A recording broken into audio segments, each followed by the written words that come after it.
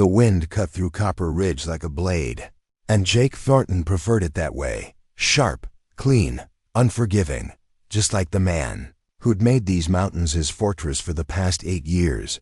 Most folks in the valley below whispered about the hermit who lived up where the air grew thin and the silence grew thick. They'd see his lone figure on horseback, cutting across the ridgeline at dawn, and they'd wonder what drove a man to choose solitude over society.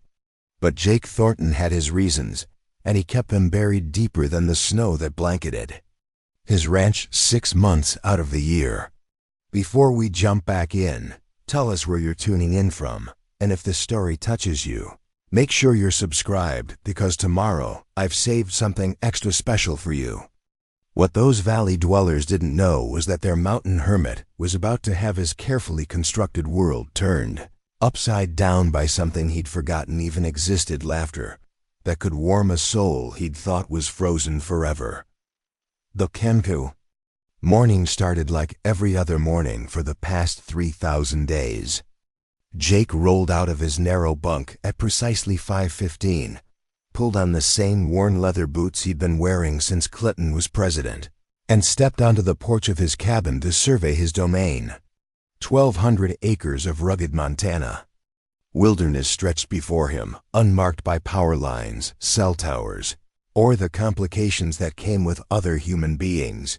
His nearest neighbor lived 14 miles down a winding dirt road that turned into a mud pit every spring and a frozen death trap every winter.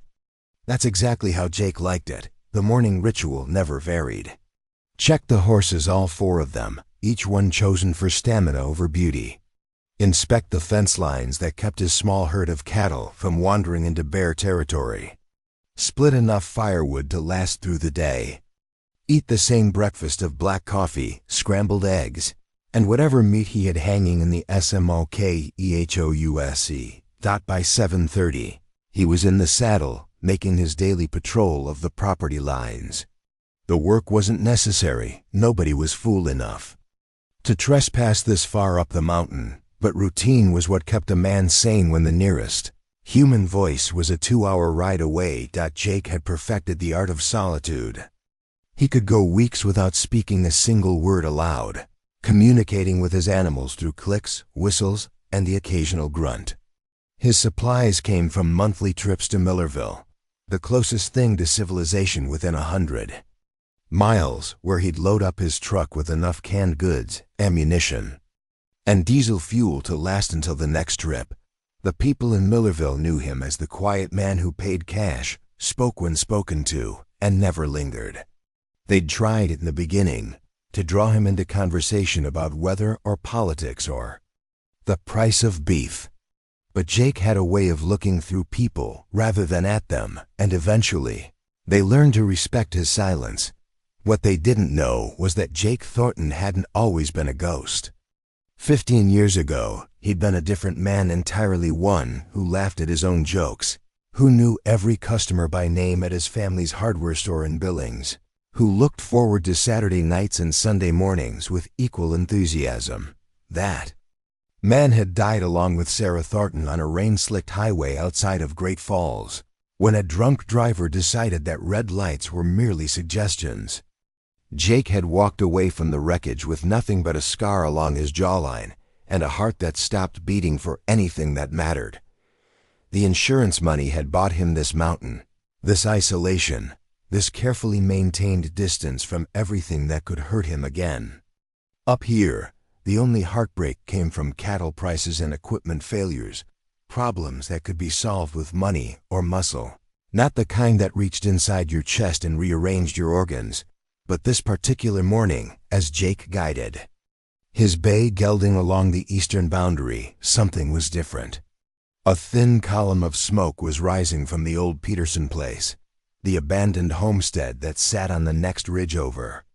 The Peterson family had given up on mountain life back in the 90s, and the property had sat empty ever since, slowly surrendering to weather and wildlife. Jake reined in his horse and pulled out the binoculars he kept in his saddlebag.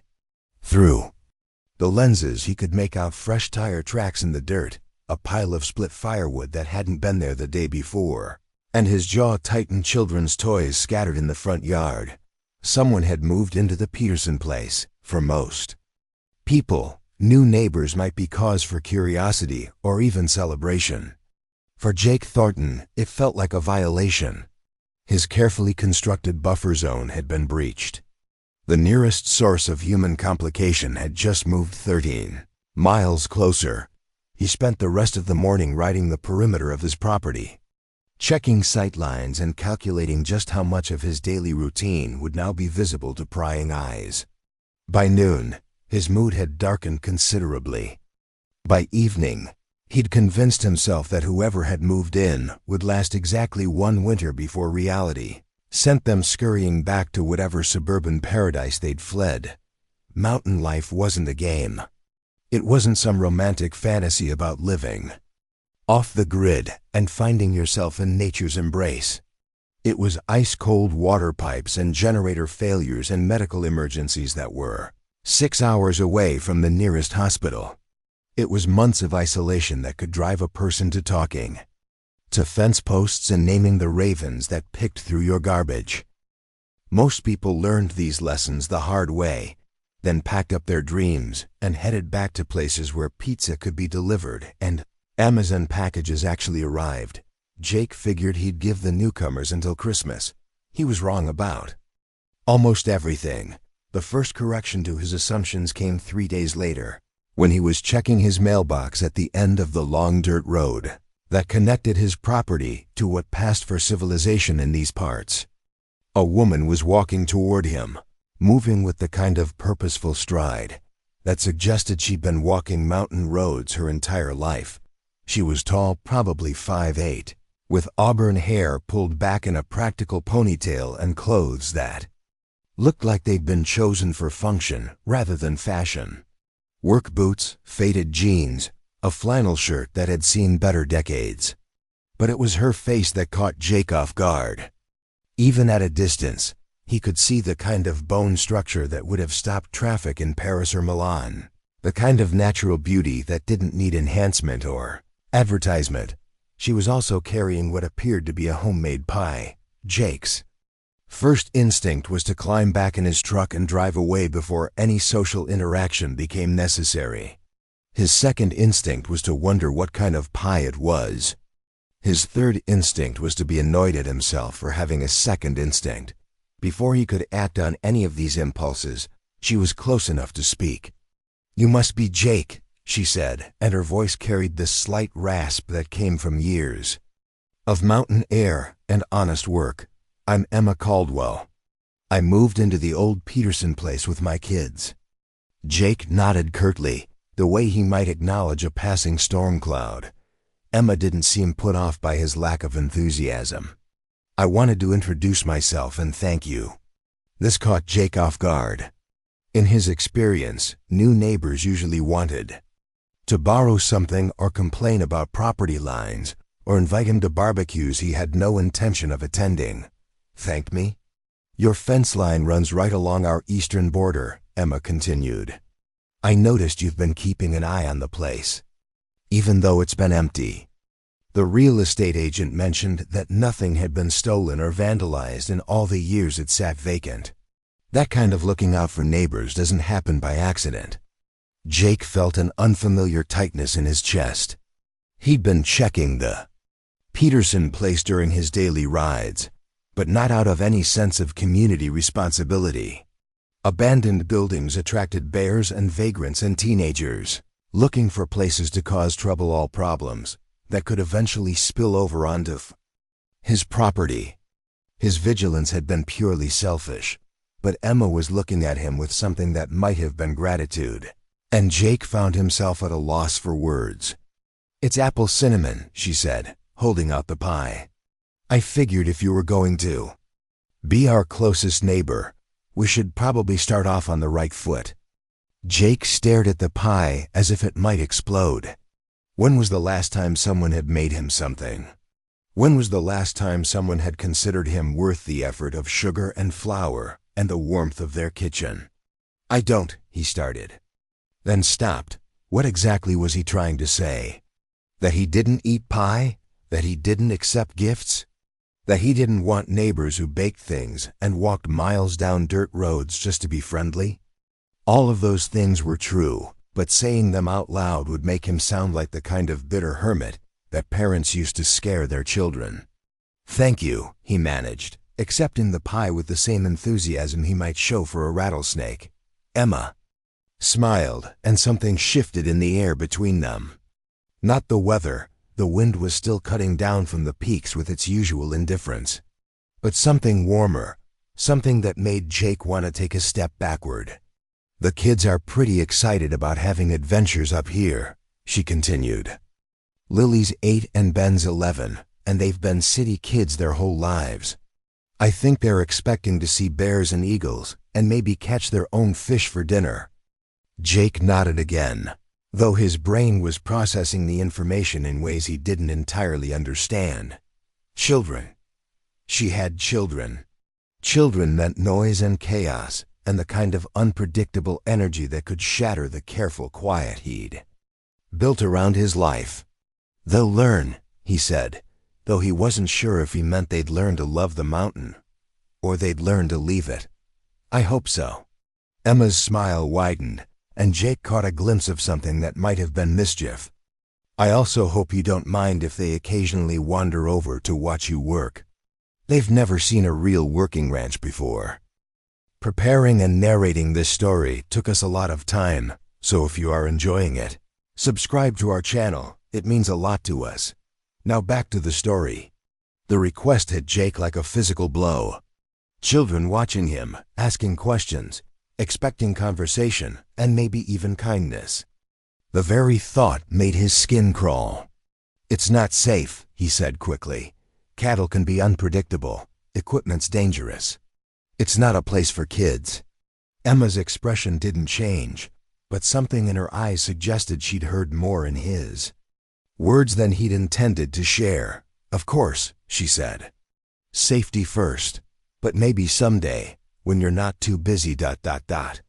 She left the sentence hanging, the way people did when they were being polite about rejections they didn't entirely accept. Jake clutched the pie a little tighter and took a step toward his truck. "I should get going." "Sure. Thanks again for keeping an eye on things. I'll see you around." As Jake drove back up the mountain, the pie sitting on the passenger seat like an unexploded bomb, he tried to convince himself that the encounter had gone exactly as he'd hoped. He'd been civil but distant. He'd made it clear that he wasn't interested in neighborly relationships or children's adventures. He'd maintained the boundaries that kept his world safe and simple. But Emma Caldwell's smile kept intruding on his thoughts, and by the time he reached his cabin, Jake was annoyed to realize that he was actually looking forward to trying the pie. That night, as he sat at his small kitchen table with a fork full of perfectly spiced apples and flaky crust, Jake Thornton began to suspect that his carefully ordered life was about to become significantly more complicated. He was right about that too. The pie lasted 3 days, which was 2 days longer than Jake had intended. He'd planned to eat one slice out of politeness and throw the rest to the ravens. But something about the combination of tart apples and warm cinnamon kept drawing him back to the kitchen each evening. By the 3rd night, he was scraping the last crumbs from the tin with the dedication of a man who'd forgotten what homemade anything tasted like. The empty pie tin sat on his counter for another week, a silent accusation. Returning it would require another encounter with Emma Caldwell, and Jake wasn't sure he was ready for that. Their brief conversation had left him feeling off balance in ways he couldn't name or fix. The problem was solved for him on a Thursday morning when he spotted 2 small figures near his southern fence line. Through his binoculars, he could make out a girl with braided hair and a boy who looked like he was trying to climb his fence post. Emma's children, apparently conducting their own exploration of the mountain. Jake's first reaction was irritation. He'd specifically told Emma that his ranch wasn't safe for children, and here they were, treating his property line like their personal playground. His second reaction was concern when he realized the boy Ben Emma had called him had managed to get himself tangled in the barbed wire that ran along the top rail of his fence. By the time Jake saddled his horse and rode down to investigate, the situation had progressed from concerning to potentially dangerous. Ben was stuck, all right, with wire wrapped around his jacket sleeve and one leg caught between the rails. The more he struggled, the more tangled he became. The girl Lily was standing beside the fence offering advice that wasn't particularly helpful. "Try twisting the other way," she suggested as Jake approached. "I tried twisting the other way," Ben replied through gritted teeth. "That's how I got my leg stuck." "Maybe if you took off your jacket." "I can't take off my jacket because the wire's wrapped around my arm." "What if I pulled on your feet?" "Don't pull on my feet." Jake dismounted about 20 feet away, not wanting to spook the children with his sudden appearance. In his experience, startled kids made poor decisions, and this situation didn't have room for any more poor decisions. "Morning," he called out, keeping his voice level and calm. Both children froze like deer caught in headlights. Lily recovered, first offering a gap-toothed smile that was equal parts charming and guilty. "Hi, Mr. Jake. Ben's stuck. I can see that." Jake approached slowly, the way he might approach a spooked horse. "How long has he been stuck?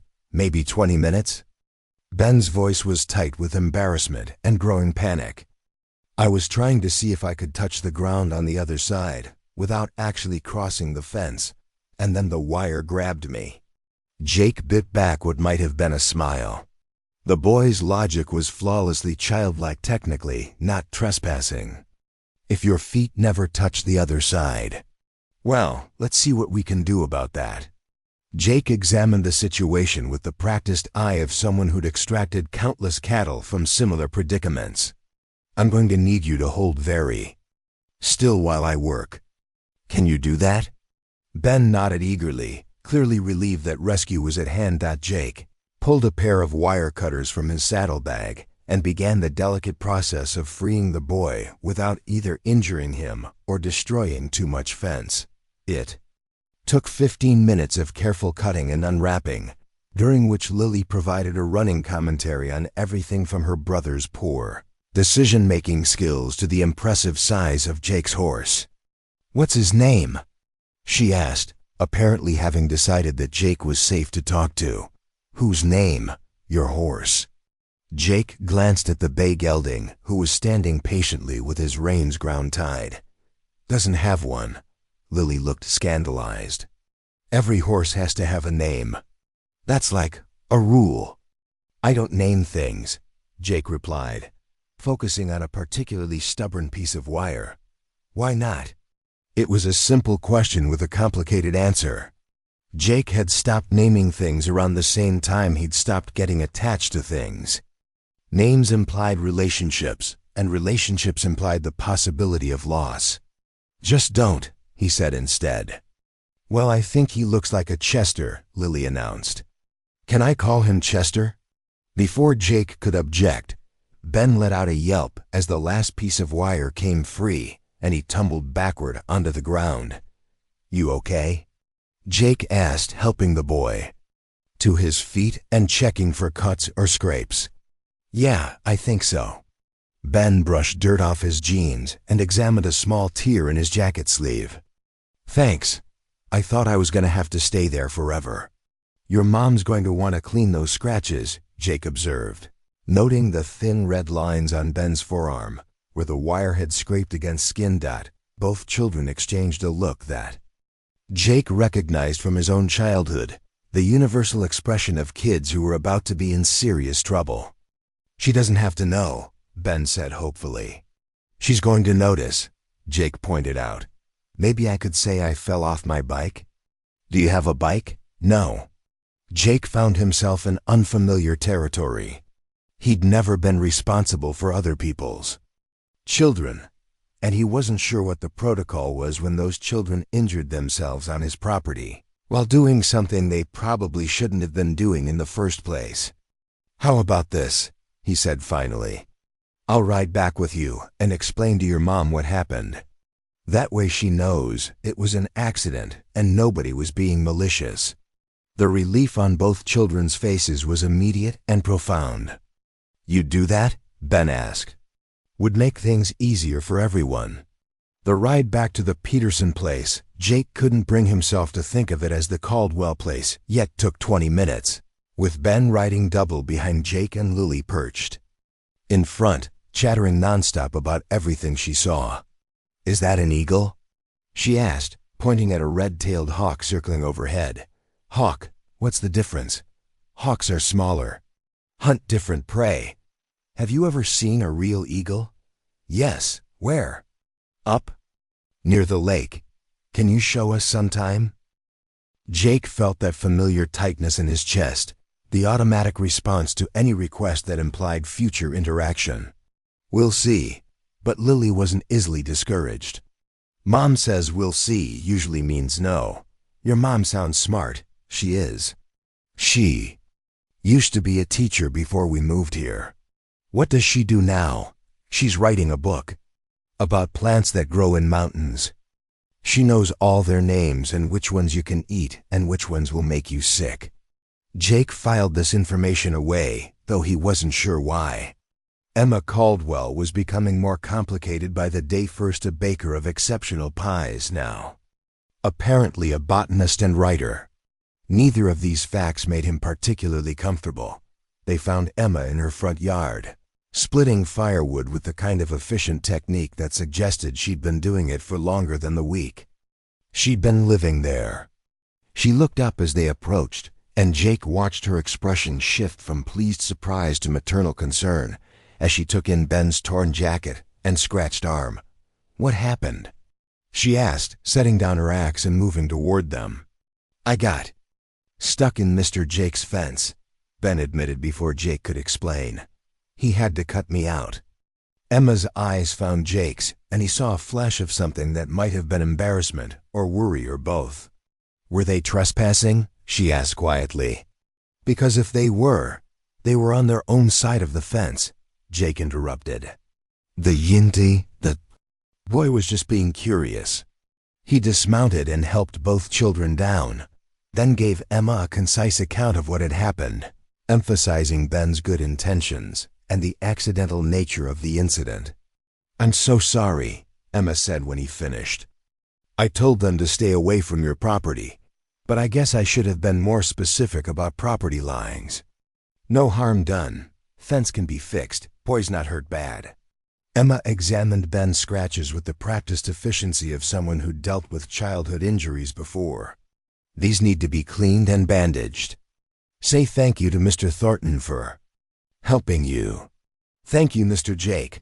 Both children CHORUSED. Jake nodded awkwardly, suddenly eager to be gone. The scene was too domestic, too much like the kind of family moments he'd trained himself to avoid. But as he was preparing to mount his horse, Emma spoke again.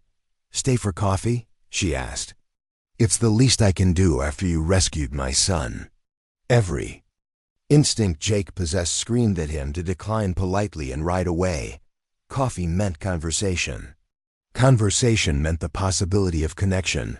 Connection meant vulnerability. "I should get back," he said, but Lily had other ideas. "Please, Mr. Jake, Mom makes really good coffee, and we want to hear more about the eagles." "I didn't promise to show you eagles," Jake said quickly. "But you said you'd seen them. That means you know where they are." The child's logic was irrefutable, and Jake found himself trapped by his own honesty. "1 cup," he heard himself saying, and immediately wondered if he'd suffered some kind of minor stroke. Emma's smile was radiant. "Wonderful. Kids, go wash up and let me take care of Mr. Thornton's horse." "You don't need to. I know my way around horses," Emma said, already reaching for the gelding's reins. "My dad raised quarter horses in Wyoming. I probably learned to ride before I learned to walk." Jake watched her run, experienced hands over his horse's neck and flanks, checking for heat or swelling with the automatic competence of someone who'd spent time in barns and paddocks. The bay gelding, who was usually suspicious of strangers, stood quietly under her touch. He's beautiful, Emma murmured. What's his name? Doesn't have one.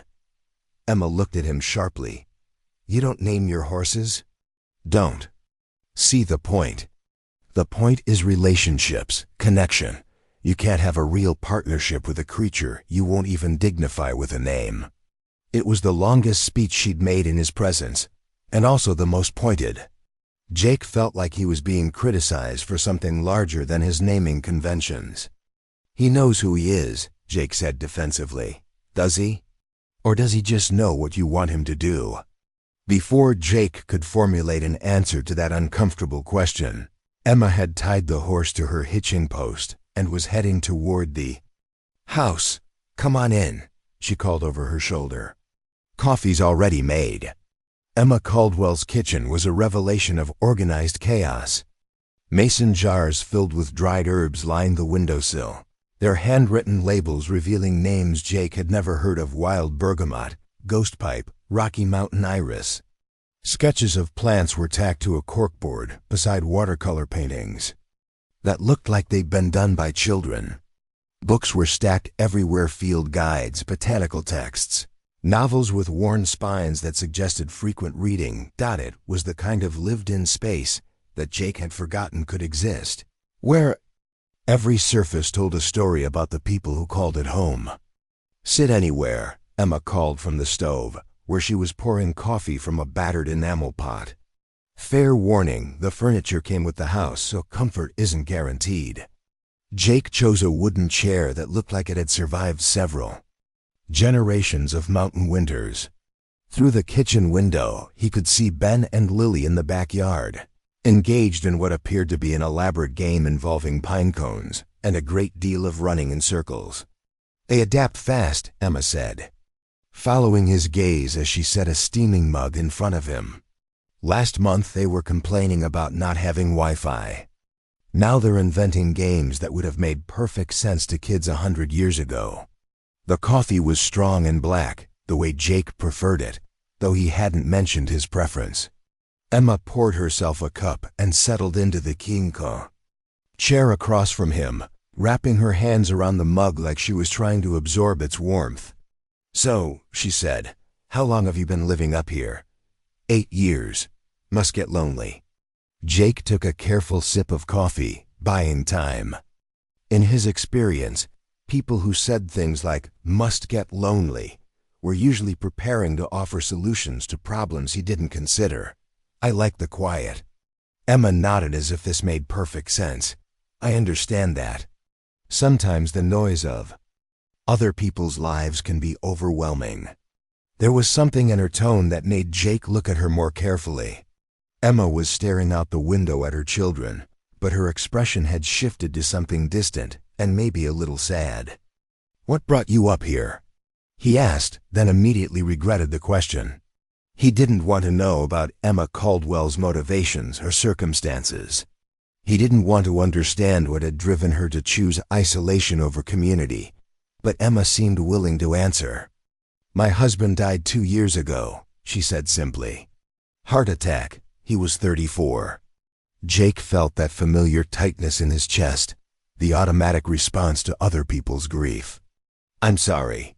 The kids and I stayed in Denver for a while, thinking we needed to maintain normalcy or whatever.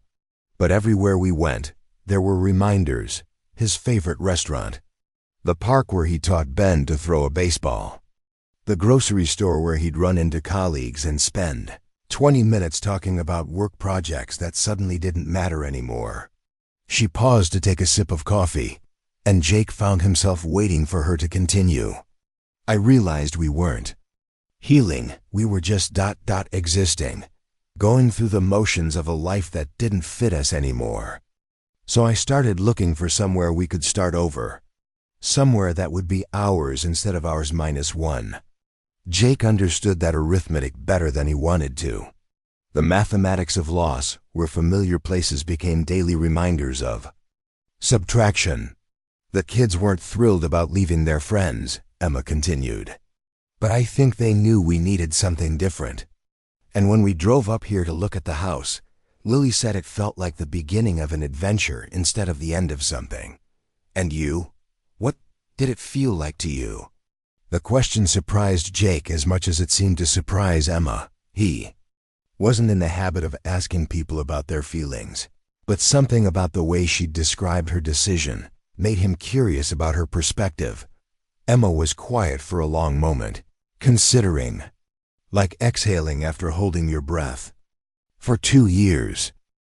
Jake knew exactly what she meant, though his own experience had been the opposite. Coming to the mountain had felt like holding his breath indefinitely, creating a space where nothing could touch him, or change him, or hurt him again. What about you? Emma asked. What brought you up here?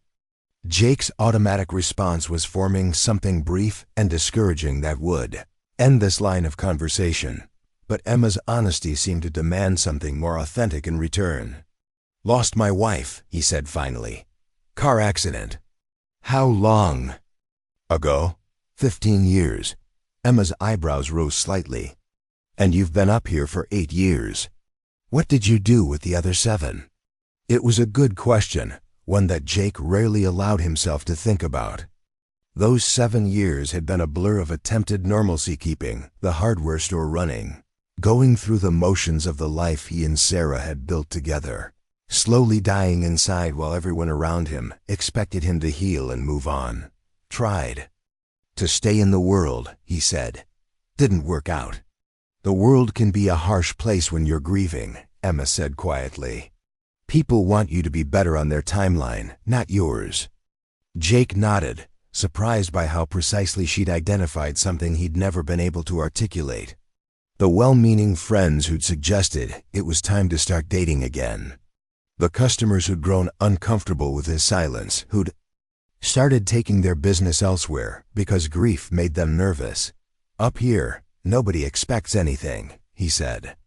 Except maybe your new neighbors, Emma said with a small smile. Jake felt a warning bell go off in his head.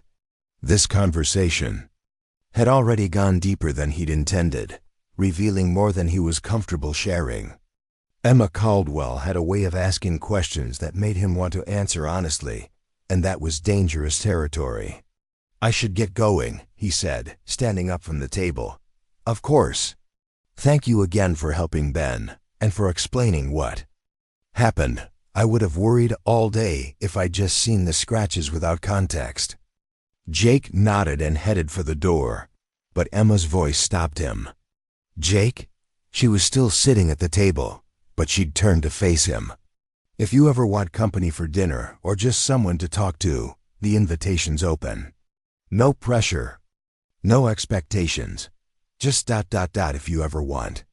The offer hung in the air between them, generous and terrifying in equal measure. Jake felt his chest tighten with the familiar panic that came with any suggestion of ongoing human contact.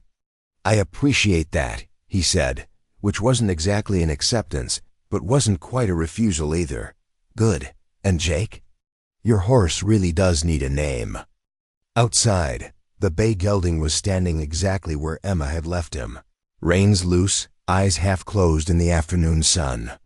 He raised his head when Jake approached, ears pricked forward in greeting. What do you think, boy? Jake murmured, running a hand along the horse's neck. You need a name? The gelding snorted softly and nudged Jake's shoulder with his nose. Yeah, I didn't think so either. But as Jake mounted and turned toward home, he found himself thinking about Emma's words. Partnership. Connection. The difference between knowing who you were and knowing what was expected of you. The ride back to his cabin usually took 25 minutes, but today Jake found himself taking a longer route, one that wound through the high meadows where the last of the summer wildflowers were making their stand against the approaching autumn. He told himself he was checking for signs of early snow or predator activity, but the truth was simpler. He wasn't quite ready to return to his solitary routine. The afternoon light was slanting golden across the peaks when he finally reached his property, and Jake spent longer than necessary untacking and grooming the gelding. The horse stood patiently through the extra attention, occasionally turning his head to watch Jake work. Chester, Jake said experimentally, and the horse's ears flicked forward. What do you want to be called? It was a ridiculous conversation to be having with a horse, but the mountain had witnessed stranger things.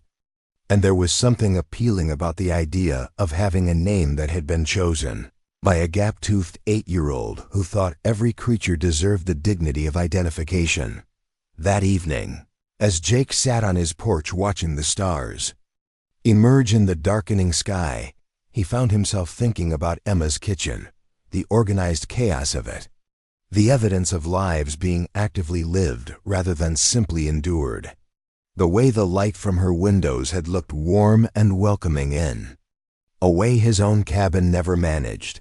He thought about her laugh too, though he hadn't heard it yet.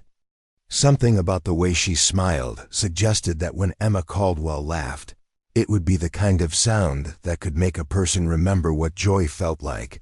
Jake shook his head, annoyed at the direction of his thoughts. Emma Caldwell was his neighbor, nothing more. She was dealing with her own grief, raising her children, building a new life for her family. She didn't need a broken-down hermit, complicating her fresh start with his own unresolved issues. But as he headed inside to his empty cabin, Jake couldn't shake the memory of sitting in her kitchen, drinking coffee and talking about loss and healing and the difference between existing and living. For the first time in 8 years, his routine felt less like comfort and more like limitation. The thought should have worried him more than it did. 3 days later, Jake was repairing the section of fence where Ben had gotten tangled when he spotted a familiar figure walking along the ridge. Emma was moving slowly, stopping frequently to examine plants and make notes in a small journal. She had a canvas bag slung over her shoulder and what looked like a magnifying glass in her hand. Jake watched her work for several minutes, noting the methodical way she documented whatever she was finding. There was something mesmerizing about her complete absorption in the task, the way she seemed to see details in the landscape that he'd never noticed despite 8 years of daily observation. Against his better judgment, Jake found himself walking toward her. Finding anything interesting? He called when he was close enough to speak without shouting. Emma looked up, startled, then smiled when she saw him. "Jake, I was hoping I'd run into you. Look at this." She held up a small plant with delicate purple flowers that Jake had probably stepped on 1,000 times without noticing. "Rocky Mountain penstemon," Emma said, her enthusiasm evident. "It's supposed to be rare at this elevation, but there's an entire colony of them growing along this ridge.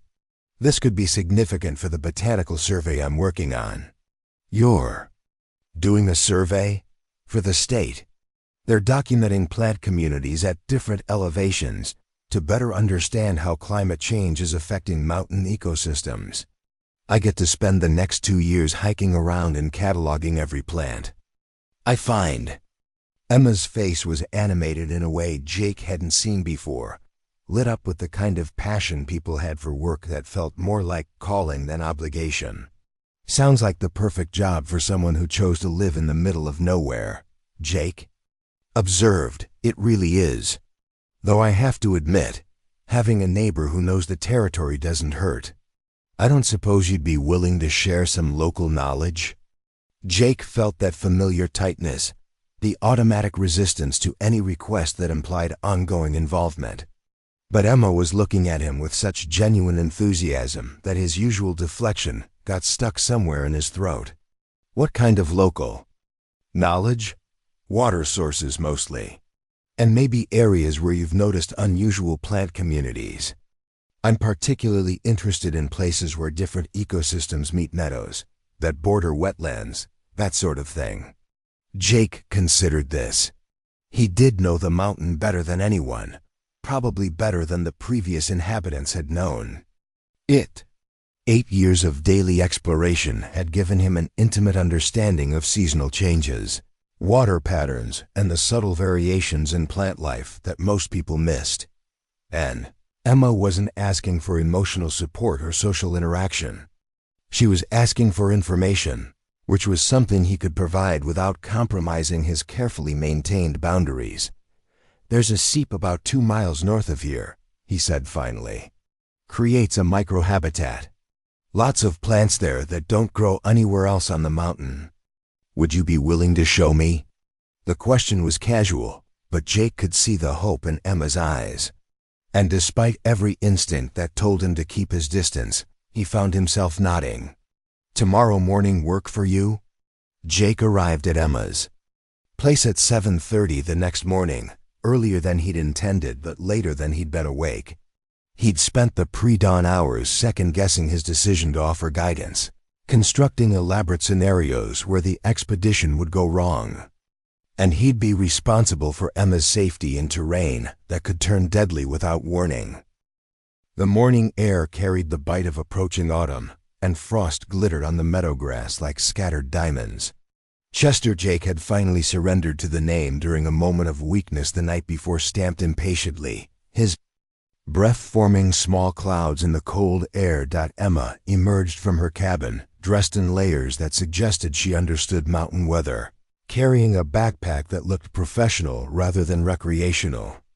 Behind her, Ben and Lily appeared in the doorway, still in pajamas but clearly hoping for inclusion in whatever adventure was about to unfold. Can we come? Lily called out, her voice carrying the eternal optimism of children who believed every adult expedition could be improved by their presence. Not this time, sweetheart, Emma replied. Mr. Jake and I are going to places that might not be safe for kids. But maybe next time. Jake felt a flicker of panic at the casual way Emma assumed there would be a next time, but he pushed the feeling aside.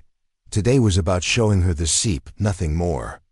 A simple exchange of information that would satisfy her scientific curiosity and fulfill his neighborly obligation. How far is this place? Emma asked as she approached Chester. About 2 hours on foot, rough terrain. I brought my own horse, Emma said, gesturing toward the small paddock behind her cabin, where a compact paint Mari stood watching them with intelligent eyes. Hope that's okay. I figured it would be faster than hiking. Jake nodded, though he was secretly relieved. Hiking with Emma would have meant 2 hours of conversation each way, plus whatever time she needed for her research. On horseback, they could focus on navigation and terrain rather than personal topics. Emma disappeared into her barn and emerged leading the paint Mar, already saddled and ready to go. The horse was older but well-maintained, with the kind of steady temperament that suggested she'd seen plenty of mountain trails. This is Rosie, Emma said, running an affectionate hand along the Mare's neck. She belonged to the previous owners, but they were willing to sell her when they realized. I knew my way around horses. We've been getting acquainted. She looks sound, Jake observed, noting the Mare's clean legs and bright eyes. Former ranch horse from Wyoming. Dad always said you could trust a horse that had worked cattle. They've seen everything and don't spook easily. As they mounted and headed toward the high country, Jake found himself studying Emma's riding style. She sat her horse with the unconscious balance of someone who'd learned young and never forgotten. Her hands light on the reins but ready to respond to any movement. Rosie moved with the calm confidence of a horse that trusted her. Rider completely. The trail Jake chose wound through increasingly challenging terrain, rocky switchbacks that climbed steadily toward the tree line, then across exposed ridges where the wind had sculpted the few remaining trees into twisted sculptures. Chester picked his way carefully through the loose shale, while Rosie followed with the sure-footed precision of a mountain goat. How often do you come up here? Emma asked during one of their brief rest stops. Few times a month. Checking on the high pastures mostly. Sometimes tracking elk or checking water sources. It's incredible up here. Like being on top of the world. Jake looked around at the landscape that had become as familiar to him as his own backyard. The peaks stretched endlessly in all directions, their snow-covered summits catching the morning light like beacons. Below them, the valley spread out in a patchwork of meadows and forests that would soon explode into autumn colors. Most people can't handle the isolation, he said. Most people haven't lived with the kind of noise that makes you crave silence. Emma replied quietly. There was something in her tone that made Jake glance at her more carefully. Emma was looking out over the vast expanse of wilderness with an expression that might have been hunger. The noise of grief? He asked. Emma nodded. The noise of other people's expectations about grief. The noise of a city full of memories. The noise of trying to pretend you're okay when you're not. Jake understood that noise intimately. The well-meaning friends who'd wanted to help him heal on their timeline. The customers who'd grown uncomfortable with his silences. The constant pressure to perform normalcy when normal had died along with everything that mattered. Up here, nobody expects anything, he said, echoing his words from their conversation in her kitchen. Except maybe survival, Emma said with a small smile. They continued climbing, the trail becoming more treacherous as they approached the seep. Jake had to dismount twice to clear fallen rocks from the path, and once to help Emma navigate a particularly steep section where Rosie balked at the loose footing. Sorry, Emma said as Jake steadied her horse. She's still learning to trust my judgment about mountain terrain. Smart horse. Mountain terrain deserves a healthy dose of skepticism. The seep, when they finally reached it, was worth the challenging ride. Water bubbled up from an underground spring, creating a small oasis in the rocky landscape. The constant moisture had created a microenvironment unlike anything else on the mountain. Lush grasses, unusual wildflowers, and mosses that carpeted the rocks in brilliant green. Emma's reaction was everything Jake had hoped for. She dismounted quickly, pulled out her field notebook, and began documenting everything she saw with the methodical precision of a scientist and the echocotation of a scientist. And began documenting everything she saw with the methodical precision of a scientist and the enthusiasm of a child in a candy store. This is incredible, she murmured, crouching beside a cluster of tiny flowers that Jake had never paid much attention to. Alpine forget-me-nots at this elevation. That's not supposed to be possible. Jake found himself genuinely interested in her observations.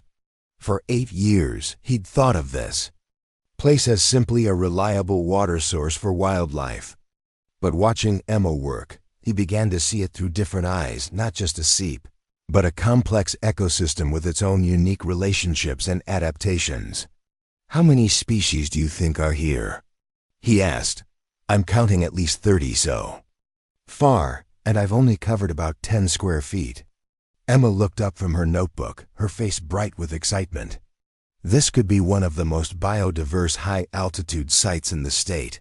Do you mind if I take some photographs? It's your research. Emma spent the next hour documenting every plant she could find, while Jake made himself useful by holding equipment and occasionally pointing out specimens she'd missed. It was the kind of quiet, purposeful work that he found surprisingly relaxing. No pressure for conversation, no expectation of emotional revelation, just two people focused on a shared task. There, Emma said finally, closing her notebook with satisfaction. That should be enough data for now, though I'll definitely want to come back during different seasons to see how the plant community changes. Spring's good here, Jake found himself saying. Early snowmelt creates different growing conditions. Would you be willing to show me again in the spring? The question caught Jake off guard. Spring was 7 months away, an eternity in terms of his usual human interactions. People came and went from his life in much shorter time frames, and he'd trained himself not to make plans that assumed ongoing relationships. Emma was looking at him with the same genuine enthusiasm she'd shown for the alpine forget-me-nots. And Jake found his automatic rejection getting tangled somewhere between his brain and his mouth. We'll see how the winter goes, he said finally. It wasn't a commitment, but it wasn't a refusal either. Emma seemed to understand the significance of his non-answer, because her smile widened in a way that made Jake suddenly self-conscious. Ride back down the mountain took them through different terrain, following a game trail that wound through stands of aspen trees whose leaves were just beginning to show touches of gold. The horses moved more easily on the downhill grade, and Jake found himself relaxing into the rhythm of the ride. "Thank you for this," Emma said as they approached the tree line. "I know you didn't have to share your knowledge, and I appreciate it more than you probably realize. It's just information. Information that would have taken me months to discover. On my own, if I ever found it at all. That seep is going to be a significant part of my research." Jake nodded, pleased despite himself that his contribution would matter to her work. It had been a long time since his knowledge had been useful to anyone other than himself. "Can I ask you something?" Emma said as they paused to water the horses. At a small creek, Jake's automatic defenses went up, but he nodded. "What did you do before you came up here? I mean, what was your life like?" It was the kind of question Jake usually deflected or ignored entirely, but something about the day, the shared purpose, the easy rhythm of working together, the way Emma had thrown herself into her research with such genuine passion made him want to answer honestly. "Ran a hardware store," he said. "Family business. My dad started it. I took over when he retired." "Did you like it?" Jake considered this. He'd never really thought about whether he'd liked the work. It had simply been his life, his responsibility, his inheritance. "I was good at it," he said finally.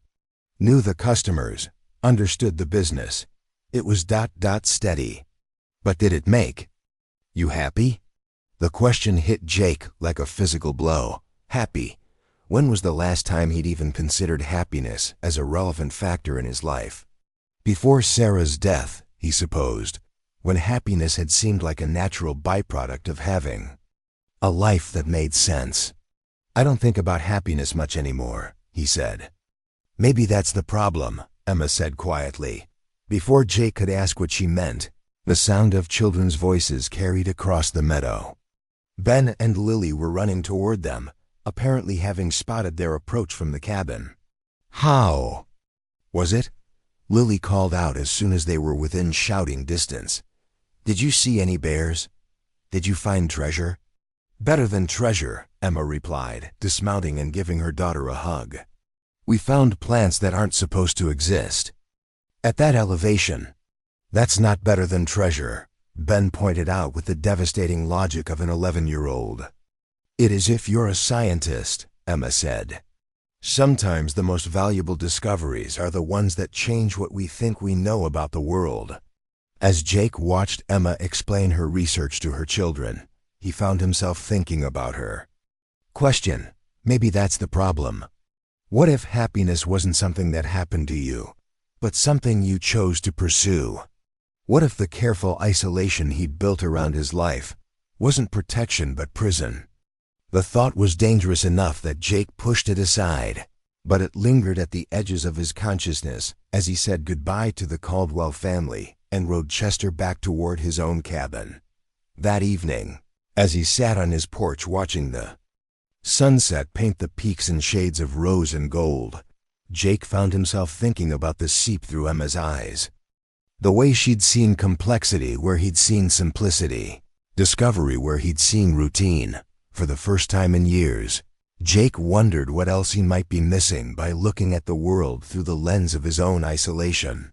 What other discoveries might be waiting for someone willing to see familiar things with fresh eyes? The question followed him into sleep and was still waiting when he woke the next morning, persistent as the mountain wind and twice as unsettling. October arrived with a vengeance, bringing temperatures that dropped 20 degrees overnight and the first serious snowfall of the season. Jake woke to find 3 inches of powder covering his porch and his breath visible inside the cabin. A sure sign that winter was announcing its intentions early this year. His first thought, surprisingly, was whether the Caldwell family was prepared for mountain winter. City people had romantic notions about snow that usually evaporated around the time their pipes froze or their heating system failed. Emma seemed more competent than most newcomers, but competence and experience were different things entirely. Jake spent his morning splitting extra firewood and checking his generator, then found himself riding Chester down the mountain toward Peterson Place. He told himself he was simply being neighborly, a responsible long-time resident checking on the newcomers before the weather turned. Truly dangerous. What he found when he arrived challenged every assumption he'd made about Emma Caldwell's preparedness. For mountain life, she was on her roof, wearing a safety harness and wielding a hammer with the confidence of someone who'd done this before. A pile of shingles sat beside her, and she was methodically replacing damaged sections with quick, efficient movements. Ben and Lily were in the yard below, stacking firewood with the kind of focused energy that suggested they'd been assigned specific quotas to meet. The woodpile Jake could see was already larger than what most families used in an entire winter. "Morning," Jake called up to Emma, who looked down from her perch with a smile that was part greeting and part triumph. "Perfect timing," she replied. "I'm almost done with this section, but I could use someone to spot me while I check the chimney." Jake dismounted and tied Chester to the hitching post, noting that Emma had already installed snow stakes around her property and secured loose items that could become projectiles in high winds. Either she'd done extensive research on mountain living, or she'd had help from someone who knew what they were doing.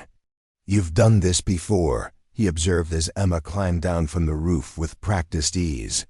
"Wyoming winters," she explained, unbuckling her safety harness.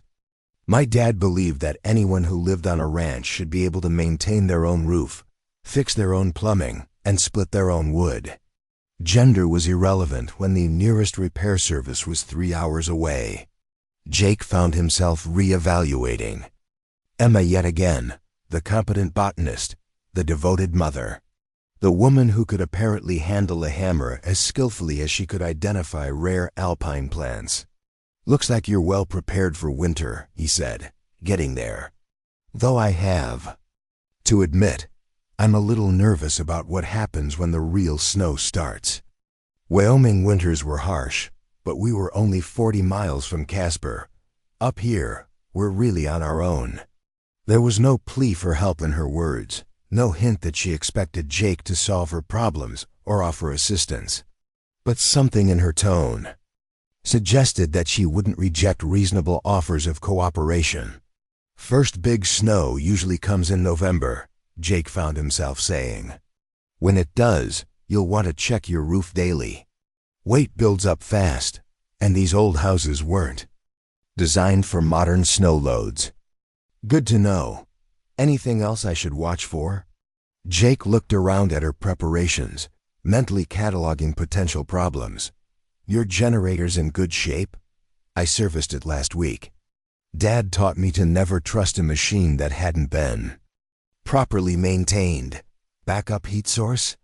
The wood stove's been cleaned and inspected. I've got enough seasoned wood to last until March, plus a backup propane heater in case something goes wrong with the main system. Food storage? Pantry stocked for 3 months. Chest freezers full of meat from a local rancher. I learned the hard way that mountain grocery runs aren't always possible in winter." Jake nodded approvingly. Emma had clearly done her homework. And then some. But there was one area where competence couldn't substitute for experience. "What about medical emergencies?" he asked. Emma's confident expression faltered slightly. "I have a well-stocked first aid kit, and I'm hoping we don't need anything more serious than that." Hope's not a strategy, especially not with kids. The words came out harsher than Jake had intended, but the subject hit too close to home. Medical emergencies in remote locations were every mountain resident's nightmare situations, where all the preparation in the world couldn't compensate for the simple fact of distance from professional help. "You're right," Emma said quietly. "I've been trying not to think about that particular scenario." Jake studied her face, seeing genuine concern beneath her usual composure. Emma Caldwell was brave and competent and remarkably well prepared for mountain life, but she was also a mother carrying the full weight of responsibility for her children's safety. "I have a radio set up," Jake heard himself saying. "Emergency frequencies, direct line to the county sheriff and the medical helicopter service. If something happens, You can reach me faster than you can get to a phone." Emma's relief was immediate and unmistakable. That would be incredibly generous of you. Just makes sense. Emergency communication shouldn't depend on whether people like each other. It was a gruff way of offering help, but Emma seemed to understand that Jake's generosity came wrapped in practical justification rather than emotional sentiment. "Can I offer you coffee?" she asked. "I was about to take a break anyway, and the kids have been asking when you might visit again." Jake's automatic refusal was forming when Lily appeared at his elbow, apparently having materialized out of thin air with the supernatural stealth that all 8-year-olds seem to possess. "Mr. Jake, did you see our wood pile? Ben and I stacked all of it ourselves, and Mom says we're going to be the warmest family on the mountain." Before Jake could respond, Ben joined them, carrying an armload of kindling that was nearly as tall as he was. "We found a hawk's nest," he announced. "Empty. One, but Mom says they might come back next spring. Want to see it?" Jake found himself surrounded by enthusiastic children and their mother's expectant smile, and his usual escape routes seemed to have vanished. Coffee, it turned out, was inevitable.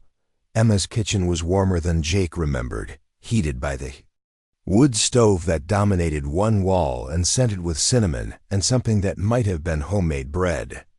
The children settled at the table with mugs of hot chocolate while the adults claimed the chairs by the window. "So what's the real story about mountain winters?" Emma asked once they were settled. "I've read all the guides and talked to everyone I could find, but I have a feeling there are things that don't make it into the official advice." Jake sipped his coffee and considered how much honesty Emma could handle. Mountain winters separated the prepared from the merely optimistic with ruthless efficiency. "First thing you need to understand is that everything takes longer when it's cold," he said. "Simple tasks like feeding animals or checking equipment become major undertakings when you're dealing with ice and snow and temperatures that can freeze exposed skin in minutes." Emma nodded, taking notes in the small journal she seemed to carry. "Everywhere. The second thing is isolation. Not just physical, though that's real enough when the roads are impassable for weeks at a time, but psychological.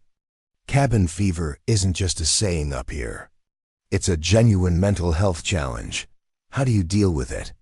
Routine, projects, staying busy." Jake paused, realizing that his coping mechanisms might not translate well to a family with children. "But you'll have advantages I don't. Kids adapt better than adults, and they'll keep you focused on their needs instead of your own discomfort. What about supplies? How do I know if I have enough of everything? Rule of thumb is to prepare for twice as long as you think you'll be isolated, then add 50%. And always have backup plans for your backup plans." Emma scribbled frantically, and Jake found himself sharing knowledge he'd accumulated through 8 years of trial and error. Tips about preventing pipes from freezing, maintaining equipment in sub-zero temperatures, recognizing the warning signs of carbon monoxide poisoning from improperly ventilated heating systems. "One more thing," he said as Emma filled their coffee cups for the second time. "You'll want to establish check-in protocols with someone who can reach help if needed." Check-in protocols? Regular communication schedule. Daily radio contact, weekly supply runs when weather permits. Someone who knows your routine well enough to recognize when something's wrong. Emma was quiet for a moment, processing this information. Would you be willing to be that someone? The question hit Jake like a physical blow. Emma was asking him to take responsibility not just for emergency communication, but for her family's ongoing safety. It was the kind of commitment that implied relationship, connection, ongoing involvement in other people's lives. Everything in Jake's carefully constructed world screamed warnings about the dangers of such entanglement.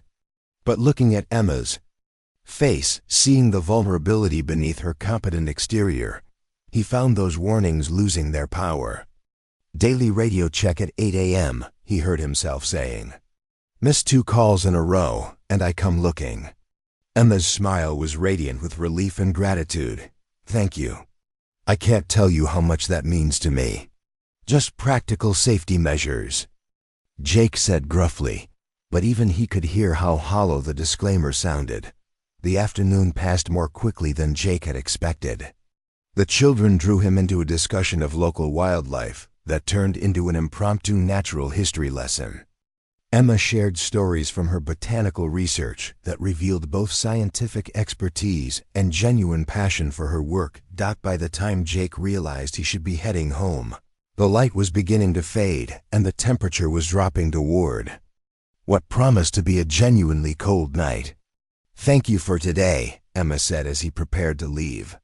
"For the winter advice, the emergency communication offer, all of it.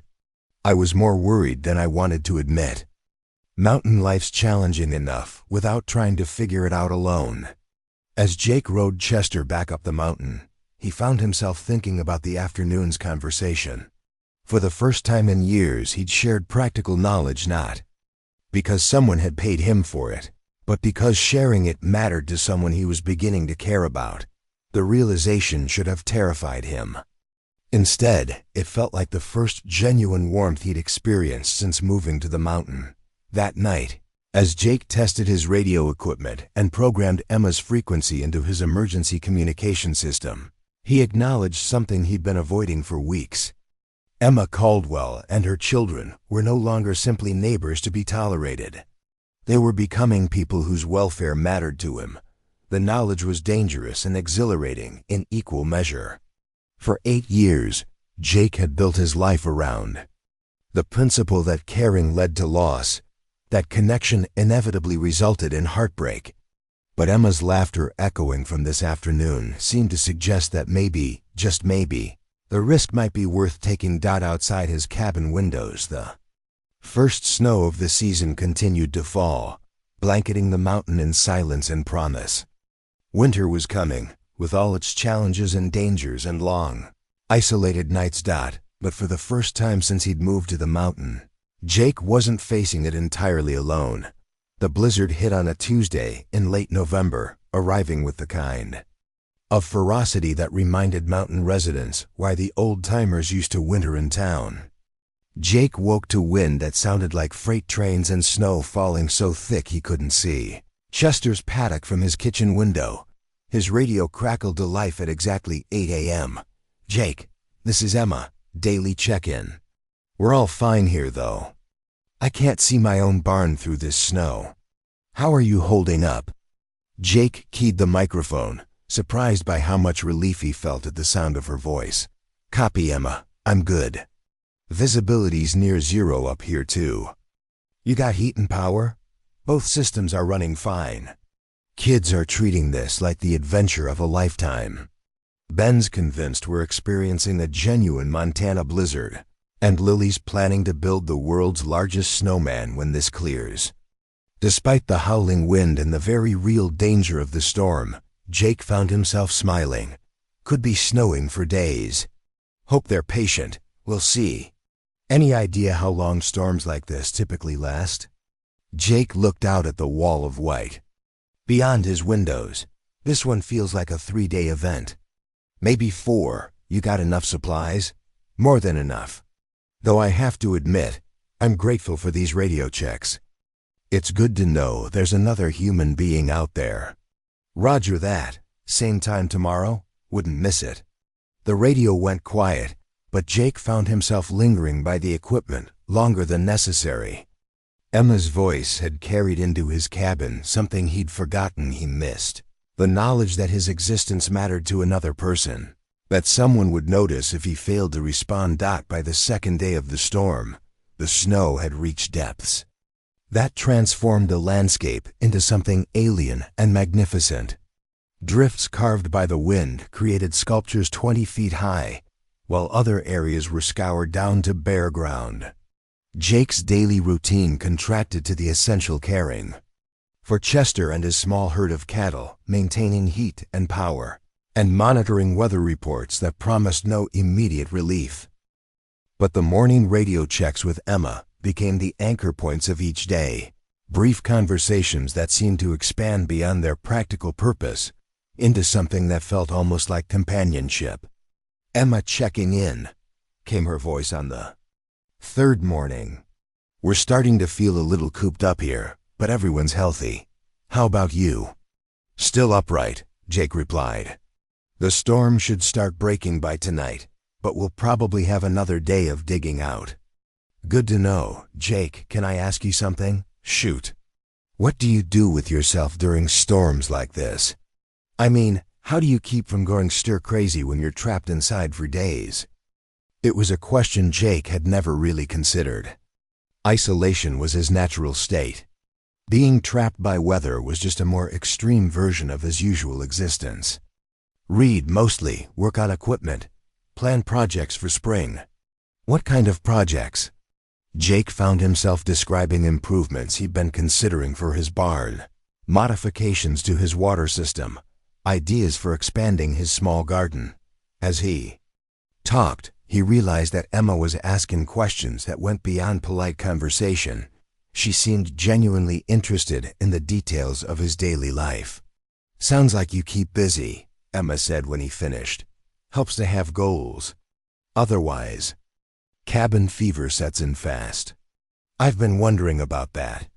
Lily asked me yesterday if you ever get lonely up there by yourself. I didn't know what to tell her." The question caught Jake off guard. Loneliness implied missing something, wanting connection that wasn't available. For 8 years, he'd convinced himself that solitude was a choice rather than a loss. "Lonely's different than alone," he said finally. "Is it? Or is that something we tell ourselves to make isolation feel like a decision instead of a circumstance?" Emma's question hit uncomfortably close to home. Before Jake could formulate a response, her voice came through the radio again. "Sorry, that was too personal. Sometimes I wonder if we choose our circumstances or if our circumstances choose us." "What do you mean?" I tell myself I moved up here to give the kids a fresh start, to find healing in nature and simplicity. But maybe I'm just hiding from a world that got too complicated after David died." Jake understood that motivation better than Emma probably realized.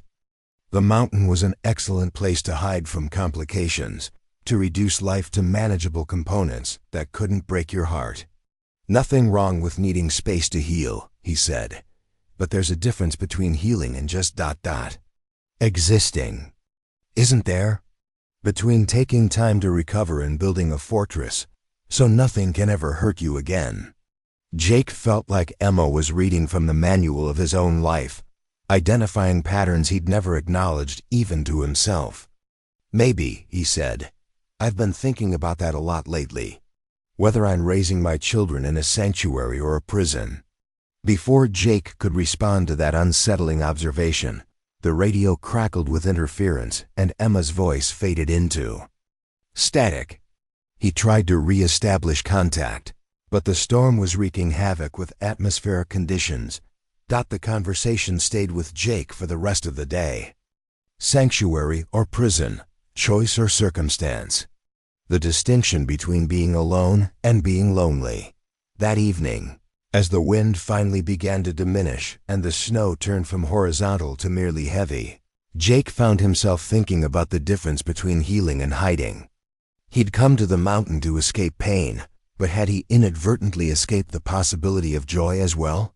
The storm broke during the night, leaving behind a world transformed by snow and silence.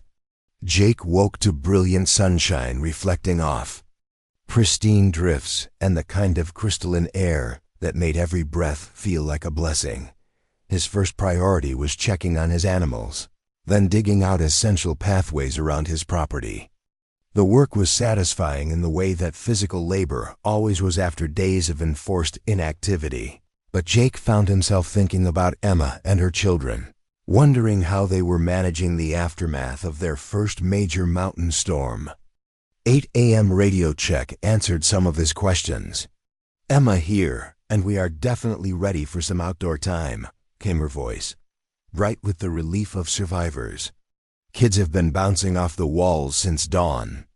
Any chance the roads will be passable today? Not likely, Jake replied. Storm dropped close to 4 feet. County plows won't make it up this far for days, maybe weeks.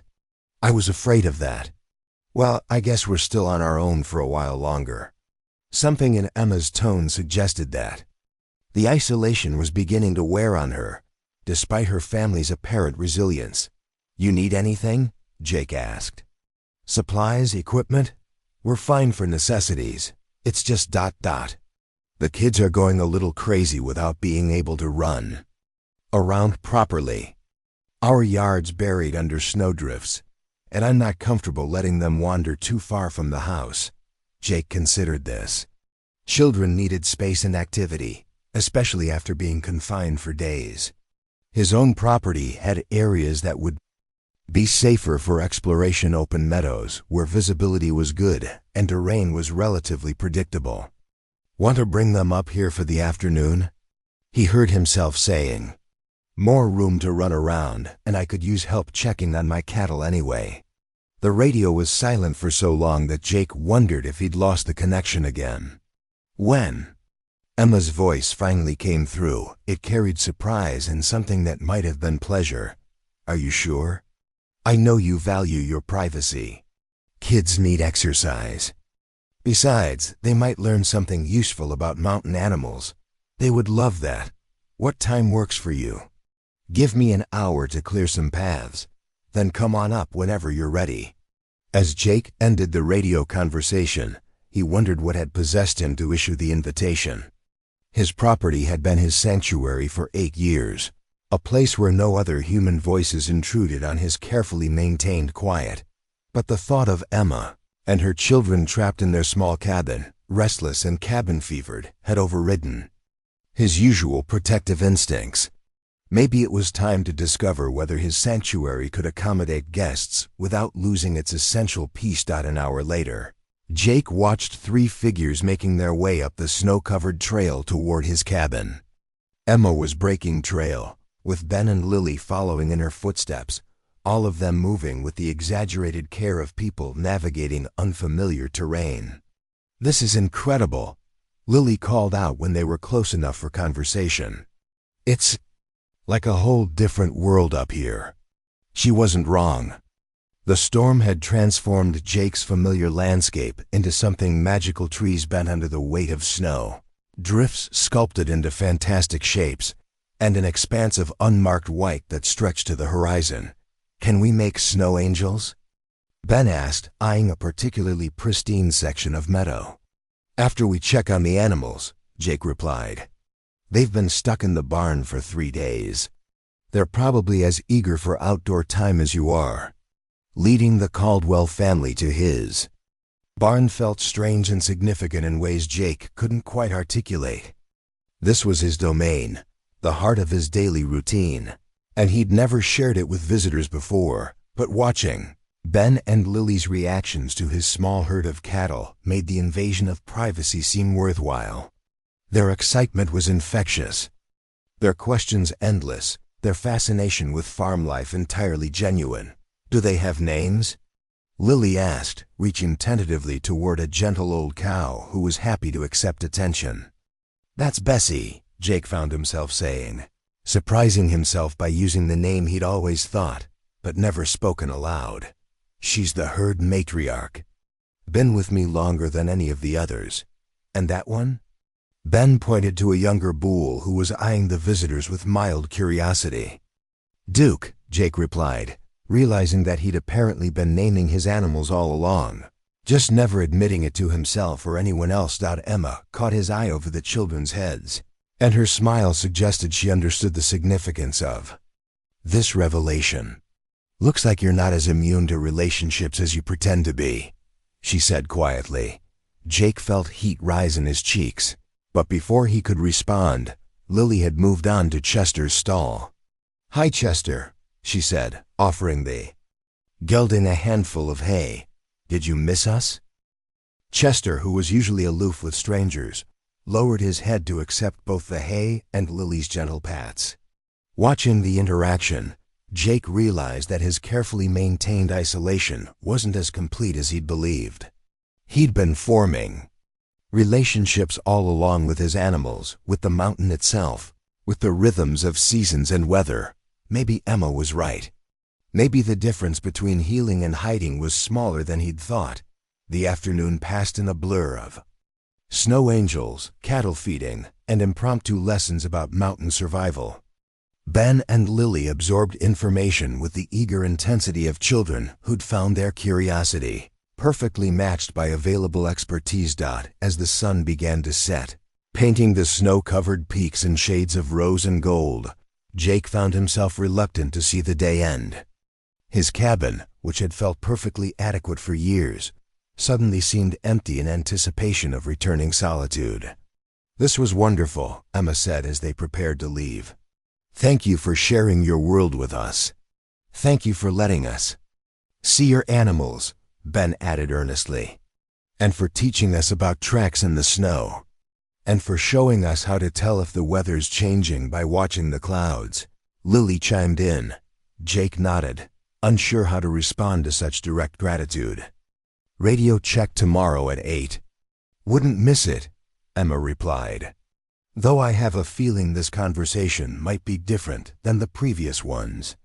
As Jake watched the Caldwell family make their way back down the mountain, their figures growing smaller against the vast expanse of snow, he realized Emma was right.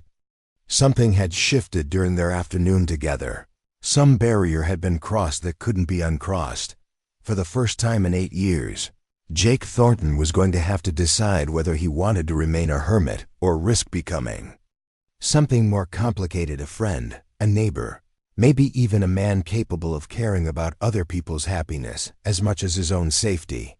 The decision, he suspected, had already been made somewhere in the space between Lily's delight with Chester and Emma's knowing smile. Now he just had to find the courage to acknowledge it. December brought a cold that seemed to seep into everything, the kind of mountain winter that turned exhaled breath into clouds and made metal tools burn bare skin. Jake's daily routine contracted to the essential: tend the animals, maintain the generator, check the weather radio, and wait for 8 a.m. when Emma's voice would cut through the static like warmth through ice. What had started as emergency communication had evolved into something Jake couldn't quite name but had come to depend on more than he cared to admit. Emma shared fragments of her days: Lily's attempts to teach their house cat to fetch, Ben's elaborate snow fort construction projects, her own progress on the botanical research that would resume in spring. In return, Jake found himself talking about things he hadn't spoken of in years: the way morning light hit the peaks in winter, the satisfaction of splitting wood when the air was so cold it felt solid, the small dramas of animal behavior that constituted his daily entertainment. Emergency weather alert for the Copper Ridge area, came the announcement over his weather radio on a Tuesday morning that had started like any other: severe storm system approaching. Expected accumulation 18 to 24 inches, with wind gusts up to 60 miles per hour. Residents in remote areas should prepare for extended power outages and impassable roads. Jake studied the sky, noting the peculiar quality of light that preceded major storms. The mountains had their own way of broadcasting weather changes too. Those who knew how to read the signs. And everything he saw confirmed the radio's warnings. His 8 a.m. call with Emma took on a different urgency. "Sounds like we're in for another big one." Emma's voice came through clearly, though Jake could hear wind beginning to build in the background. "Could be the worst of the season," Jake replied. "You ready for it?" "As ready as we can be." "The generators fueled, backup heat sources prepped, and I've got enough food to feed an army." "What about you?" "Same preparation as always, but Emma... Jake paused, choosing his words carefully. "This one feels different. Bigger. If something goes wrong, equipment failure, medical emergency, anything, don't try to handle it alone." "Won't. That's what the radio's for. I mean it. Mountain storms can turn deadly fast, and pride's not worth risking your kid's safety." There was a moment of silence before Emma responded, her voice softer than usual. "I hear you. And Jake? The same goes for you. Don't try to be a hero if things go sideways up there." The storm hit at noon with a violence that made the previous blizzard seem gentle by comparison. Wind that screamed rather than howled. Snow that fell in sheets so thick Jake couldn't see his own barn from the cabin porch. By evening, he'd lost power twice, and the generator was working harder than he'd ever heard it work. But it was the radio silence that worried him most. Emma had missed her scheduled evening check-in at 6 p.m. Jake had tried to raise her several times with no response. Equipment failures were common during severe weather, but the complete absence of signal suggested something more serious than atmospheric interference. By 8 p.m., with the storm showing no signs of abating, Jake made a decision that would have seemed impossible 3 months earlier. He was going to check on the Caldwell family in person. Saddling Chester in the teeth of a blizzard was an exercise in controlled desperation. The gelding was reluctant to leave the relative warmth of the barn, and Jake couldn't blame him. Visibility was near zero, the temperature was dropping toward dangerous levels, and the wind was strong enough to knock a horse off its feet if it hit from the wrong angle. But Emma and her children were out there in the storm, and Jake could no longer pretend that their safety wasn't his responsibility. The ride down the mountain was the most dangerous thing Jake had done in years. Familiar landmarks disappeared in the whiteout conditions, and twice he had to dismount and feel his way along fence lines to maintain his bearings. Chester picked his way through drifts that reached his belly, breathing hard and occasionally stumbling on hidden obstacles. What should have been a 20-minute ride stretched to over an hour, and by the time Jake could make out the dark shape of Emma's cabin through the storm, both he and Chester were approaching the limits of their endurance. The cabin was dark. No lights in the windows, no smoke from the chimney, no signs of life in a structure that should have been warm and bright with family activity. Jake's heart hammered against his ribs as he tied Chester to the covered porch and made his way to the front door. His knock was answered immediately, as if someone had been waiting right on the other side. "Jake?" Emma's voice, tight with relief, and something that might have been tears. "It's me. You missed your check-in." The door opened, and Jake found himself pulled inside by hands that were shaking with more than just cold. Emma's face was pale in the dim light of what appeared to be oil lamps, her eyes wide with the particular strain that came from trying to hold everything together when systems were failing. "The generator died about 4 hours ago," she said without preamble. "I can't get it started, and the backup propane heater isn't working either. We've been burning every piece of furniture we can safely put in the fireplace, but the temperature here is dropping fast." Jake could see his breath in the air inside the cabin, which meant the interior temperature was approaching dangerous levels. Ben and Lily were huddled together on the couch, wrapped in every blanket Emma owned, looking like refugees from their own home. "Let me look at the generator," Jake said, already moving toward the door. "It's in the shed out back." "But Jake, be careful. There's something wrong with the exhaust system.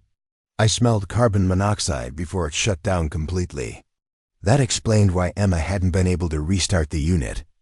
Carbon monoxide leaks were deadly serious, especially in enclosed spaces during winter when ventilation was limited. Jake spent 20 minutes in Emma's equipment shed, working by flashlight while the storm raged around him.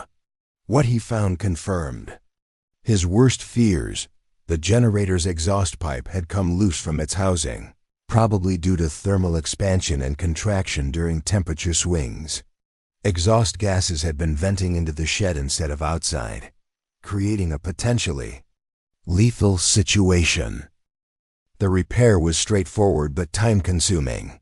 Jake had to disassemble part of the housing, replace damaged gaskets, and reinstall the exhaust system with proper sealing. By the time he finished, his hands were numb despite his gloves, and The storm showed no signs of letting up, but when he hit the generator's start switch, the engine turned over immediately, settling into the steady rhythm that meant reliable power. Back inside the cabin, Jake found Emma attempting to coax more heat from a fire built with chair legs and old magazines.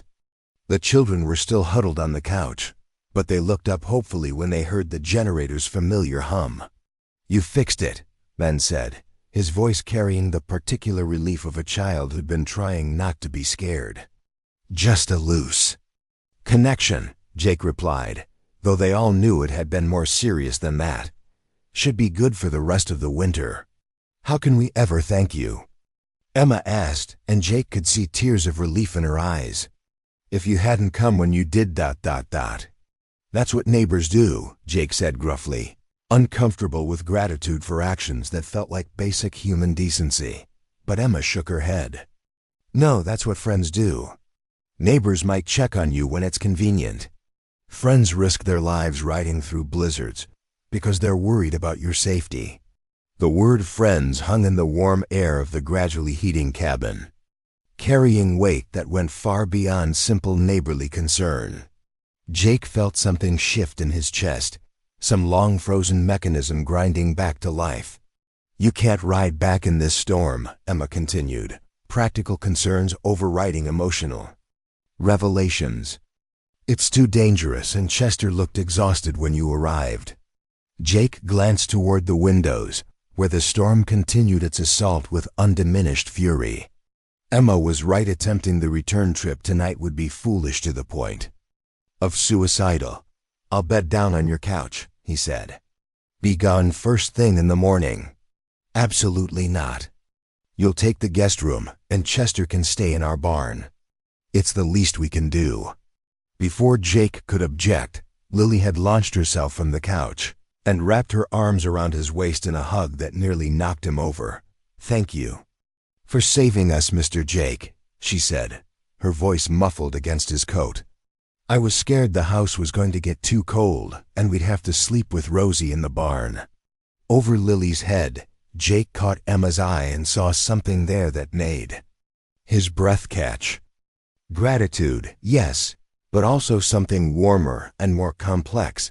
A look that suggested Emma Caldwell was seeing him not as the reluctant hermit who'd been forced into neighborly obligations, but as a man who'd chosen to risk his own safety for her family's welfare. The evening that followed was unlike anything Jake had experienced in his 8 years on the mountain. Emma cooked dinner on her wood stove, a hearty stew that filled the cabin with rich aromas and made Jake realize he'd forgotten what a real home could feel like. The children, energized by warmth and security, regaled him with stories about their various snow adventures and their plans for Christmas, which was still 3 weeks away. "Are you going to spend Christmas alone up there?" Lily asked with the devastating directness that children employed when adults were trying to avoid uncomfortable topics. "That's personal, sweetheart," Emma intervened gently. "It's okay," Jake said, though he wasn't sure it was. "I usually just treat it like any other day." "That's sad," Ben observed matter-of-factly. "Christmas is supposed to be about family and being grateful for people you care about. What if you don't have family?" Jake asked, genuinely curious about Ben's perspective. "Then you make family out of the people who matter to you," the boy replied with the wisdom of someone who'd learned hard lessons about loss and adaptation. Emma's sharp intake of breath was audible across the room, and when Jake looked at her, he saw that Ben's casual profundity had hit her as hard as it had hit him. Later, after the children had been tucked into bed and the cabin had settled into nighttime quiet, Jake found himself sitting with Emma by the fire, sharing a bottle of wine she'd produced from somewhere and talking about things they'd never discussed before. "Ben's right, you know," Emma said, staring into the flames. "About making family from the people who matter to you. Is that what you've done? Up here, I mean." Emma was quiet for a long moment, considering. "I'm trying to. It's harder than I thought it would be, learning to trust people again after losing someone who was supposed to be permanent." Jake understood that fear intimately. Trust implied vulnerability, and vulnerability was the gateway to loss. David and I were together for 12 years, Emma continued. We met in college, got married young, had the kids, built this whole life together. When he died, it wasn't just losing him, it was losing the future we'd planned, the security of knowing someone had your back no matter what. And now? Now I'm learning that security might be something you build rather than something you find. That maybe making family out of chosen people is stronger than relying on blood relatives or legal commitments. Jake sipped his wine, thinking about chosen family and the difference between isolation and independence. What about you? Emma asked.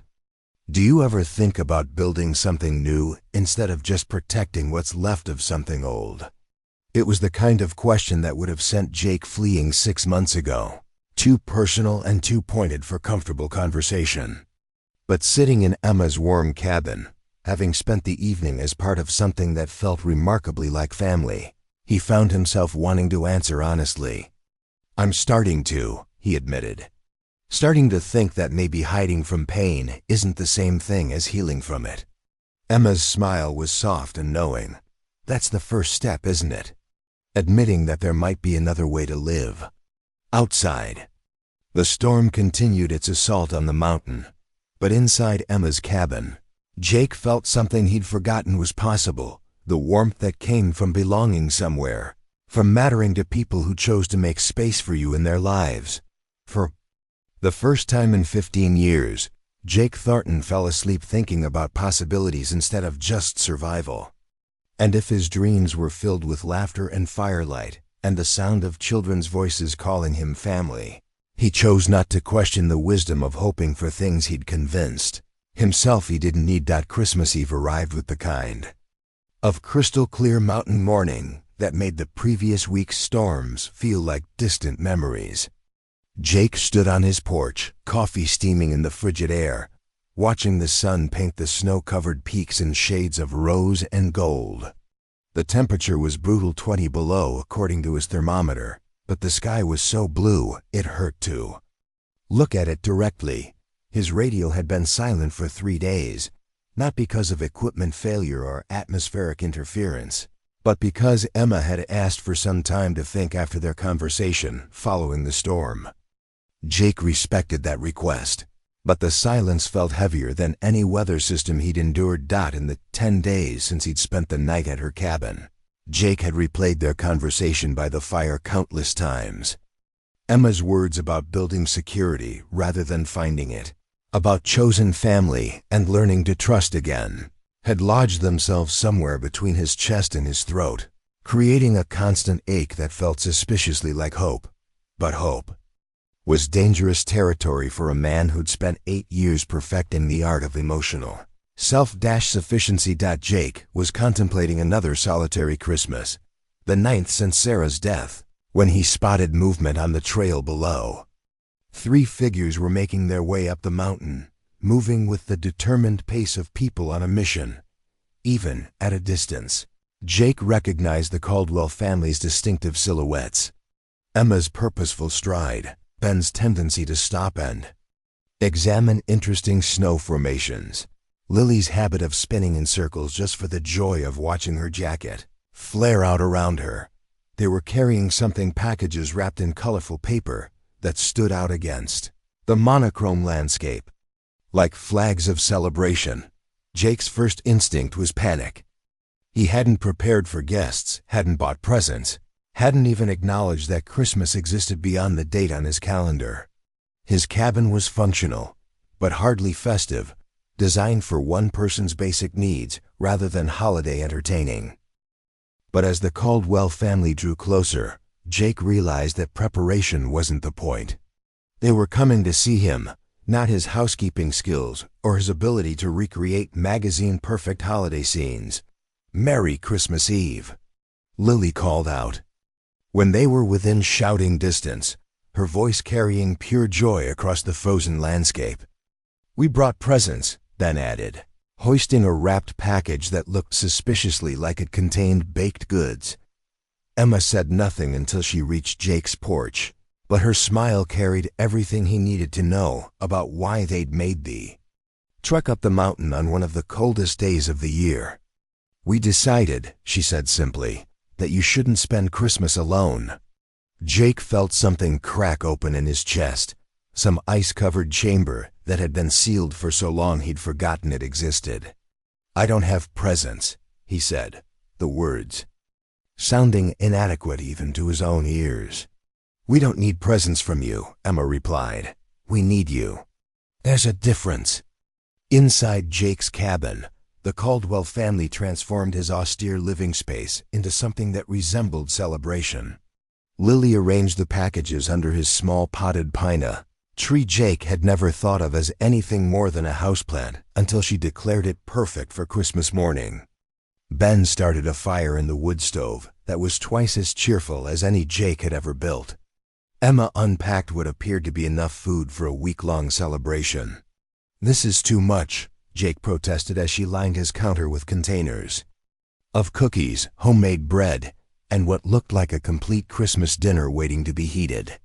"This is what families do for each other," Emma said, meeting his eyes with steady certainty. "They show up. They share what they have. They make. Sure, nobody spends important days alone unless they genuinely want to. And do you?" Lily asked, settling cross-legged beside Jake's chair with the casual intimacy of a child who decided he belonged in her world. "Want to be alone for Christmas?" It was a simple question with a complicated answer. For 8 years, Jake had told himself that solitude on holidays was a choice, a preference, a logical response to loss. But looking at Lily's expectant face, at Ben's hopeful expression, at Emma's patient smile, Jake realized he'd been lying to himself. "No," he said quietly, "I don't want to be alone." Lily's grin was radiant. "Good, because we already decided. You're part of our family now, and families stick together on Christmas." The day unfolded with the unhurried rhythm of people who had nowhere else to be and nothing more important to do than enjoy each other's company. Ben discovered Jake's collection of books about local wildlife and appointed himself expert on mountain animal behavior. Lily convinced Jake to help her build a snow sculpture outside his cabin, an ambitious project that started as a snowman and evolved into something that might have been a horse or possibly an abstract representation of Chester. Emma moved through Jake's kitchen with the easy confidence of someone who understood that cooking was about nurturing rather than just feeding people. She seemed to know instinctively which of his limited supplies could be transformed into something special, which corners of his cabin caught the best light, which topics of conversation would draw him out without making him feel exposed. "Tell me about Christmas when you were married," she said as they worked together to prepare dinner, her tone casual but her attention focused. Jake's automatic defenses rose, but something about the way Emma asked, genuinely curious rather than therapeutically probing, made him want to answer honestly. "Sarah loved Christmas," he said, surprising himself with how easily her name came. Not the commercial part, but the traditions. She'd start baking in October, planning elaborate meals for people who might not have anywhere else to go. Our house was always full of strays during the holidays, neighbors who'd lost spouses, college kids who couldn't afford to go home, anyone who needed a place to belong for a few hours. "She sounds wonderful." She was. She had this laugh. Jake paused, realizing he was about to share something he'd never told anyone. When Sarah laughed, really laughed, it was like someone had turned up the brightness on everything around her, made you want to be funnier, kinder, better than you thought you were. Emma was quiet for a moment, stirring something on the stove that smelled like cinnamon and possibilities. "I think," she said finally, "that Sarah would be happy to know. You're learning to be part of a family again." "How can you be sure?" Emma turned to face him, her expression serious but warm. "Because people who love us want us to be happy even after they're gone, especially after they're gone." Before Jake could respond to that observation, Lily burst through the cabin door with the explosive energy of a child who'd made an important discovery. "Mr. Jake, Chester's making funny noises. I think he wants to come inside for Christmas dinner." Jake looked through his window to see his horse standing at the fence, apparently fascinated by the unusual activity around the cabin. Chester's ears were pricked forward with interest, and he was indeed making soft nickering sounds that could charitably be interpreted as requests for inclusion. "Horses don't come inside for dinner," Jake explained gently. "But it's Christmas," Lily protested with the irrefutable logic of childhood. "And he's part of the family too." Jake found himself looking to Emma for support, but she was smiling with the particular expression parents wore when their children had made points that were technically illogical, but emotionally sound.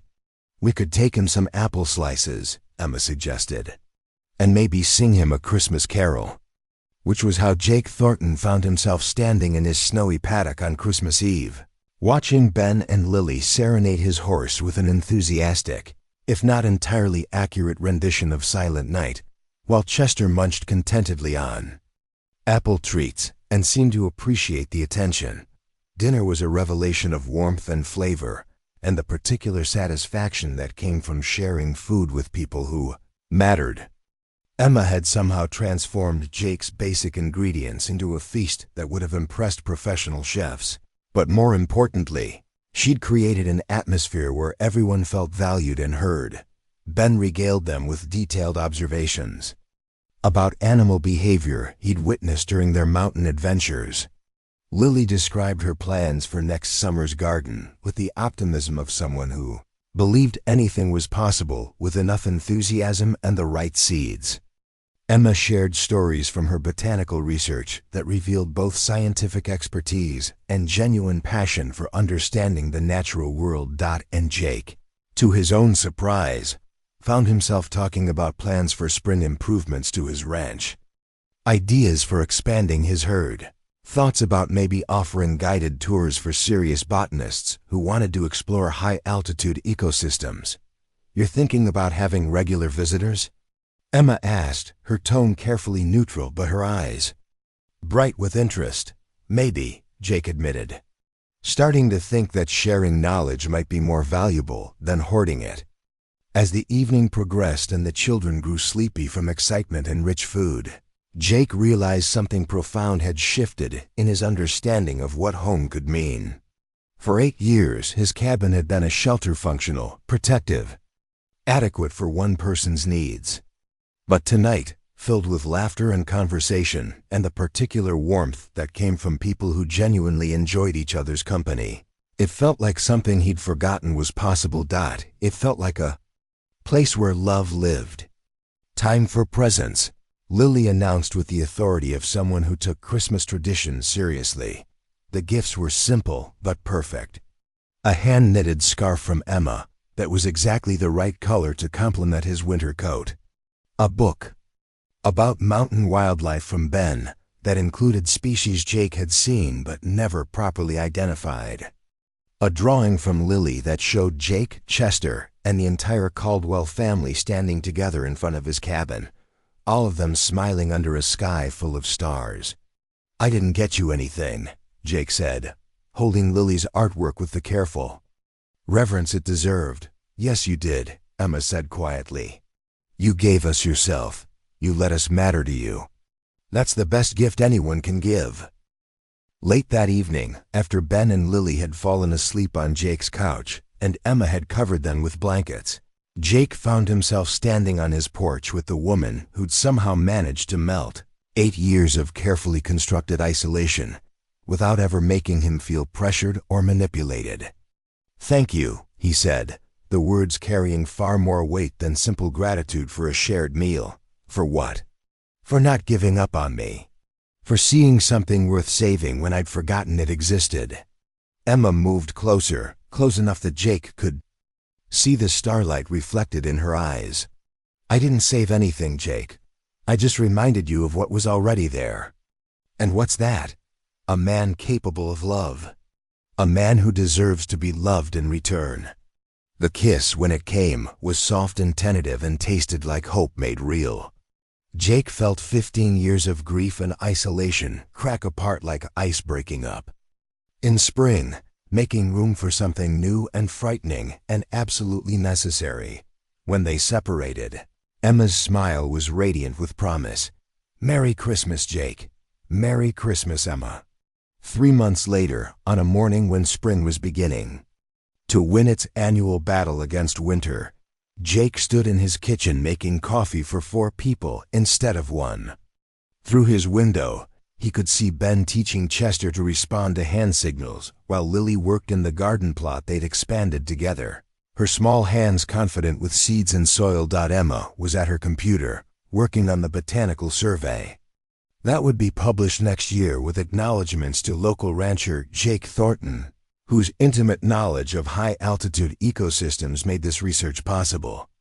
The radio on Jake's counter crackled to life with the morning weather report, but these days it was just background noise.